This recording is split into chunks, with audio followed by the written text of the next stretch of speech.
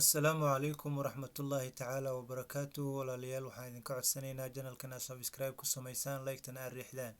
Su-aasha koowaad waxa ay leedahay sida tan: xagee buu ku yaalaa Albaytulmacmuur? Jawaabtu waa waxa uu ku yaalaa samada toddobaad.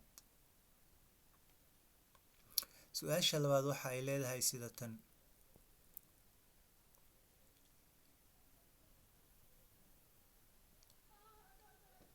maxay yihiin maalmaha lagu sheegay magacooda Qur'aanka Kariimka? Waa maalinta Jumcada iyo maalinta Sabtida.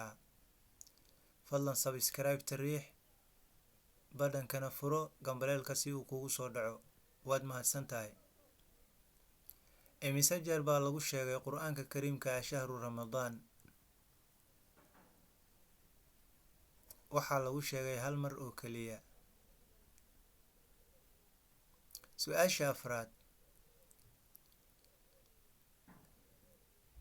maxay tahay qiblada muslimiinta ee horreysay, taasoo ay ahaayeen kuwo u dukado xaggeeda? Waxay u dukan jireen Almasjidul Aqsa. Su-aasha shanaad: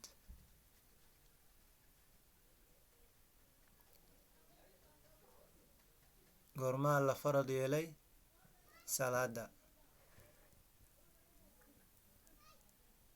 Waxaa la farad yeelay habeenkii Laylatul Israa wal Micraaj. Su-aasha lixaad: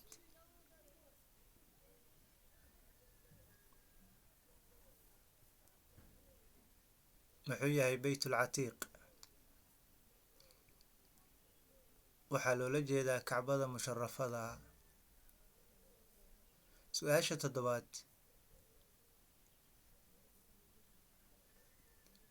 imise jeer baa Alle Subxaanahu wa Tacaala uu ku dhaartay nafsadiisa Qur'aanka Kariimka dhexdiisa?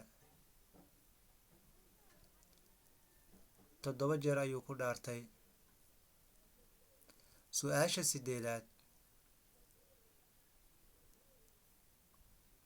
fadlan subscribe-ta riix, gambaleelkana furo. Waad mahadsantahay. Sanadku waa 2023.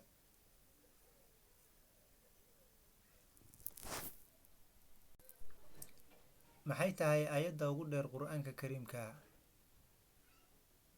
Waa aayadda 282 ee fi suurati al-Baqara ku jirto.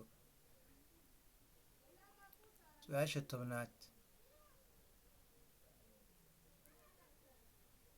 imisuu ahaa cimriga rasuulka sallallahu calayhi wasallam